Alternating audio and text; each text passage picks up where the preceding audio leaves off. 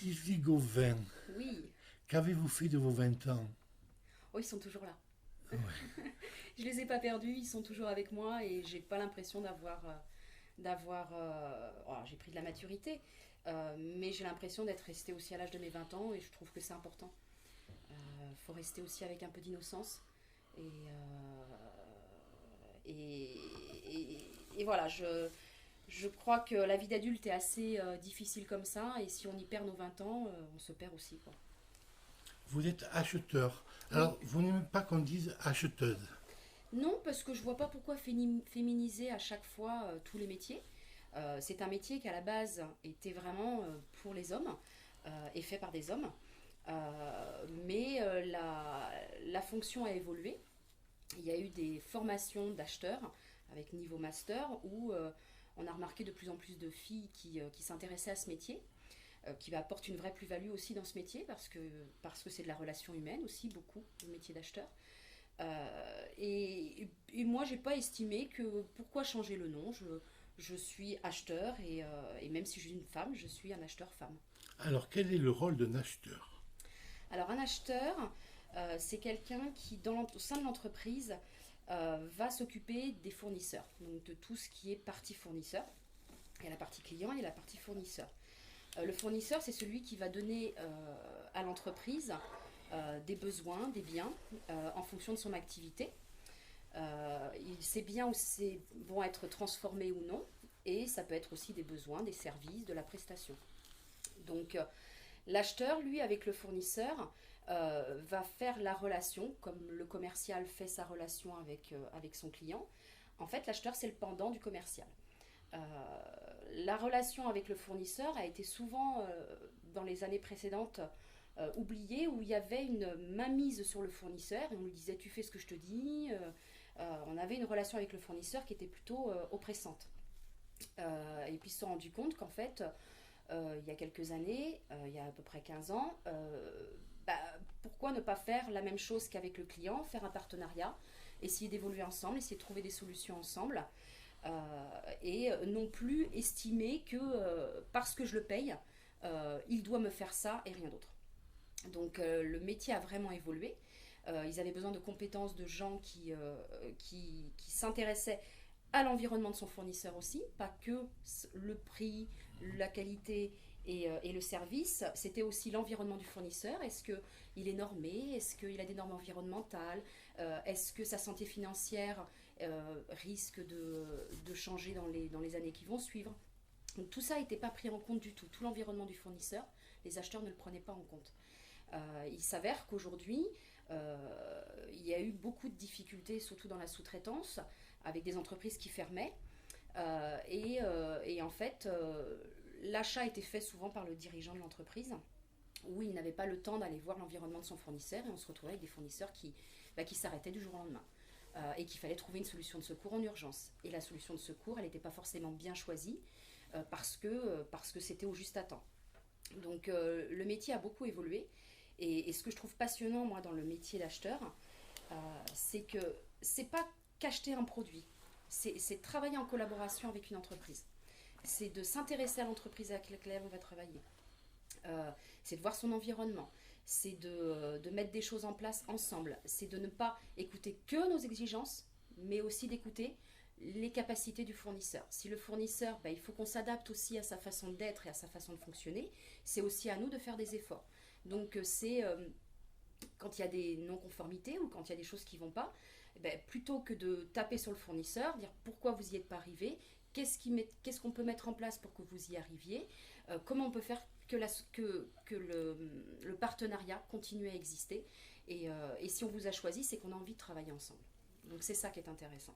Quel, pro- quel profil il faut pour être acheteur? Alors aujourd'hui, pour être acheteur, il faut minimum un master en achat. Quasiment maintenant, tous les postes d'acheteurs demandent une formation soit à l'ESAP, donc c'est un organisme, enfin un centre de formation spécialisé pour les achats professionnels. Et c'est important parce qu'il y a beaucoup de reporting, il y a beaucoup de connaissances du fournisseur à avoir, il y a aussi beaucoup de recul à prendre avec le fournisseur. Il y a des techniques d'achat, il y a beaucoup de normes aujourd'hui dans nos métiers, donc on est normée aéronautique, normée ISO 9001, et toutes ces normes demandent un suivi du fournisseur très spécifique. Donc si on n'a pas la connaissance de la mise en place du service achat, ça peut être très compliqué. Vous-même, quelles études vous avez fait? Comment se sont passées vos études?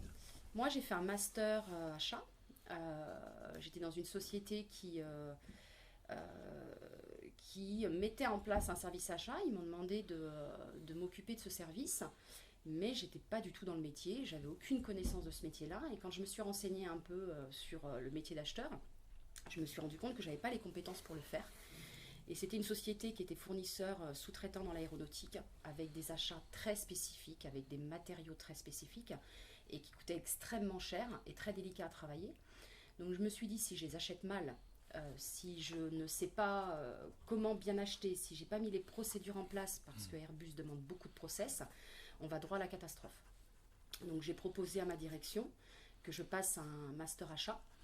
Alors je sortais d'un bac, donc j'avais pas du tout, je savais pas si j'allais être prise, parce que moi j'avais qu'un niveau bac, et que passer d'un master à un bac c'est un peu compliqué. Et en fait j'ai fait des entretiens avec l'école, et en fait j'ai été prise. Donc j'ai fait ma formation sur 2 ans, donc en plus de mon travail les vendredis et samedis. Et j'ai eu mon master, et pendant mon master j'ai mis en application tout ce que j'apprenais. Alors ça a été un formidable terrain d'apprentissage, la société dans laquelle j'étais, parce qu'on est parti de rien et on a tout mis en place. Donc tout ce que j'apprenais au fur et à mesure, je faisais des reportings avec ma direction, et je leur disais, bah voilà, il faut mettre ça en place, ça en place, ça en place. Donc ils avaient complètement confiance en moi puisque je me formais, et on avait des réunions systématiques avec Airbus tous les mois en anglais. Et ils voyaient, on avait des plans d'action, et ils voyaient que les plans d'action étaient mis en place, stratégie achat, politique achat, évaluation, sélection, enfin tout ce qui est important dans l'environnement du post-achat. Et après la pro, etc. Donc ça a été une belle aventure, parce que je crois que j'étais la seule. Les autres étaient soit acheteurs déjà, ou en position de l'être, mais avaient une société qui était structurée. Ils avaient déjà des services. Moi, j'avais rien. Donc ça a été un vrai bonheur. J'avais carte blanche, j'avais page blanche, et je me suis éclatée à mettre ça en place. Ça a été vraiment quelque chose de super. Vous travaillez chez DSI depuis combien de temps? 1 an et demi. Quand vous avez rejoint DSI, il n'y avait pas d'acheteur. Non, tout à fait. Comment s'est fait la création du... Alors, DSI, en fait, est normé au niveau de l'aéronautique, parce qu'on a des métiers qui sont sur l'usine de Saint-Éloi, logistique industrielle, l'usine de Saint-Martin. Et l'auditeur, quand il venait, il disait, je ne comprends pas, vous n'avez toujours pas d'acheteur, il faut un acheteur, il faut suivre vos fournisseurs, ça fait partie des normes, c'est impératif, il faut le faire.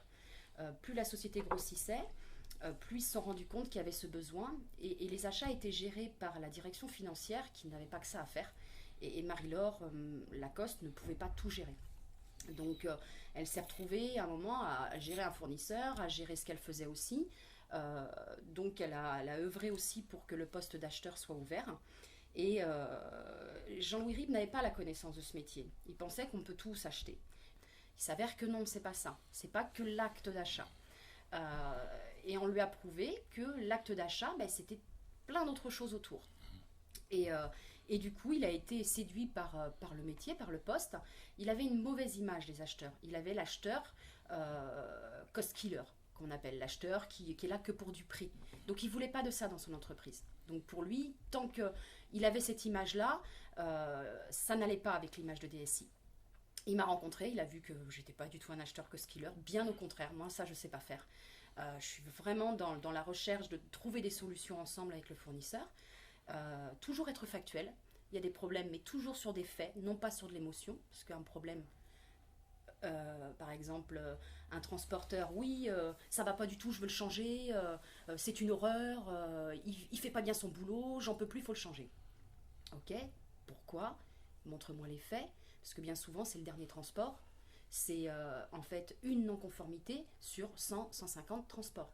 Donc il faut rester factuel, il faut lui dire non, il peut y avoir un couac, mais sur l'ensemble, c'est satisfaisant.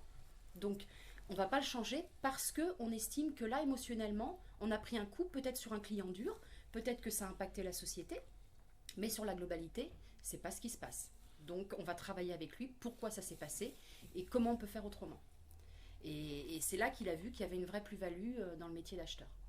Quels sont les besoins essentiels de DSI en matière d'achat? Alors aujourd'hui, DSI a beaucoup de sites un petit peu différents partout en France. On n'est pas encore une société qui achète beaucoup, on est une société de service. Mais moi, on pense à l'avenir, c'est-à-dire que la mise en place de ce service achat, le fait de parler avec les managers, de leur dire voilà, tu travailles avec tel fournisseur ou tel fournisseur, peut-être qu'on pourrait travailler différemment, rencontres-tu des difficultés, ça va obliger en fait DSI, ou quand il y aura vraiment beaucoup d'achats, de se dire bah oui, on a un acheteur et on passe systématiquement par l'acheteur. Donc aujourd'hui, il y a des services avec lesquels il y a de l'achat et il y a une belle collaboration qui s'installe avec les managers et les approvisionneurs. Donc on travaille bien ensemble. Alors c'est qu'un début parce qu'on n'achète pas des masses, mais on peut très bien demain acheter une boîte de production où là, il y aura de la matière à transformer avec beaucoup d'achats, etc. Donc il faut déjà le savoir le faire. Et maintenant, aujourd'hui, on sait le faire. Et c'est ça la vraie plus-value de DSI aujourd'hui, c'est qu'on sait le faire, on sait acheter et on est prêt pour demain si on achète des sociétés avec beaucoup de transformation. Est-ce qu'avant de connaître le DSI, vous connaissiez les entreprises adaptées? Pas du tout. Alors je ne connaissais pas du tout ce secteur-là. Je suis arrivée un peu par hasard dans ce secteur. En fait, pour tout vous dire, j'ai eu une maladie très compliquée qui m'a invalidée pendant plusieurs années avec fauteuil roulant. J'ai pu reprendre le travail après 4 ans à mi-temps, accepté par la sécurité sociale. Et ben, comme je me considérais comme travailleur handicapé, je vendais sur mon CV, je suis travailleur handicapé, vous pouvez me prendre, mais j'avais même pas, je pensais même plus au métier d'acheteur, puisque acheteur, il faut être réactif sur le marché, faut pas avoir perdu ses compétences. Et je me disais que de toute façon, vu que je me suis arrêtée 4 ans, plus personne ne me prendra comme acheteur, parce que j'ai pas suivi l'évolution du monde, des mondes des achats. Et puis, je suis arrivée passer un entretien chez DSI. À ce moment-là, ils n'avaient pas besoin d'acheteurs, ils avaient plus besoin d'un manager avec des compétences particulières pour gérer un public adapté. Donc, j'ai passé l'entretien et en même temps, j'avais d'autres entretiens pour d'autres entreprises qui, là, me proposaient vraiment un poste achat. Et moi, j'avais encore du mal à accepter mon handicap. C'est-à-dire que je suis arrivée par hasard chez DSI, je ne savais même pas ce que c'était comme entreprise, parce que je faisais le tour autour de chez moi, j'habite Carbone, j'ai vu DSI, j'ai posé mon CV. Et après, j'ai compris que c'était une entreprise adaptée. J'ai demandé ce que c'était parce que je n'avais pas la connaissance de ce secteur. Moi, je me vendais comme handicapée sans savoir qu'il y avait des entreprises en situation de handicap. Et du coup, bon, le poste me convenait plus dans une entreprise normale qui était Gaz-Chimie, où je suis partie pendant 1 an. Mais tout le temps, je pensais à cette entreprise. J'avais tout le temps cette idée derrière la tête du... Je regardais, je m'interrogeais, je suivais l'entreprise, je la regardais sur LinkedIn, je regardais ce qu'ils faisaient, je dis ça c'est des vraies valeurs, ça c'est des valeurs qui me plaisent et qui sont intéressantes. Dommage qu'ils n'ont pas de poste d'acheteur pour moi. Et en fait on s'est recontacté, ils m'ont dit voilà on a ouvert le poste. Et comme j'avais pas oublié cette entreprise, elle m'était restée dans le cœur, j'ai démissionné de chez Gaz-Chimie pour intégrer DSI. Et c'était ces valeurs-là que je voulais. Je ne les retrouvais pas chez Gaz-Chimie. Il y avait des vraies valeurs de partage humain, de tout ce que je suis, de communication avec les autres, d'empathie, d'accepter la différence, de ne pas la regarder, de ne pas voir la différence, mais de la prendre dans sa globalité. On est tous différents. Qu'on soit handicapé, travailleur ordinaire, on a tous notre différence. Et c'est vraiment les valeurs de DSI. Et chacun apporte sa pierre à l'édifice. Et on ne voit même plus le handicap. Et c'est ça qui me plaît chez DSI. Qu'est-ce qu'on peut vous souhaiter pour l'avenir, Sylvie Gauvin? Que ça continue. Merci. Que tout continue. Merci.